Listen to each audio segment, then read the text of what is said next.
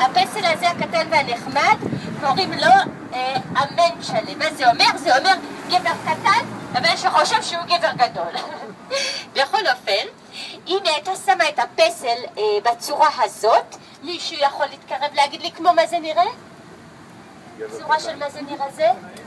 איש כזה. נכון, זה נראה כמו גבר, אז זה היה סימן לכולם שאומרת הגבר שלה בבית. אז עוף לך פאפה, עוף מפה, מהר ותיזהר. אבל אם היא הייתה הופכת פסל בצורה כזאת, למה זה הופך? מה זה נראה עכשיו? אולי אישה, נכון מאוד. את אומרת אולי הוא אמר בטוח, וזה נכון. אישה זה אומר החוף פנוי, השטח נקי, אז אתה יכול לבוא ולזלול אותי שוקולה במבור שכמוך, בוא אליי חמוד של זהב. ככה זה היא הייתה אומרת, כן? זה לא יפה, נכון? מה זה, הבעל שלך ככה עובד קשה, וזה קטיות טובה, זה אני צודקת, לא? זה ככה, זה לא... אני צריכה איזה חופשה, שאני לפעמים מדברת קצת יותר מדי. דווקא יש לנו לסרצ' ולי שהוא כזה חמוד ומכיר את כולם ורומנטי כזה, יש לנו בית נופש שמה בכרמל.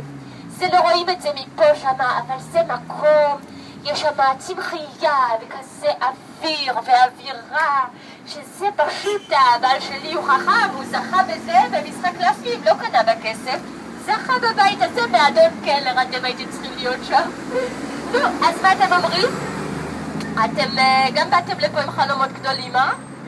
ככה זה, כולם אוהבים לחלום, כולם אהבו על הפנטזי.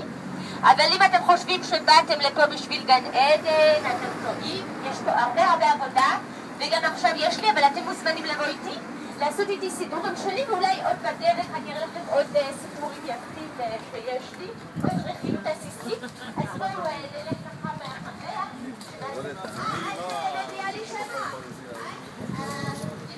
את הדגים, בסדר? את הדגים אחר כך אני גם... שמה, יוצא את הדגים, לא, אבל...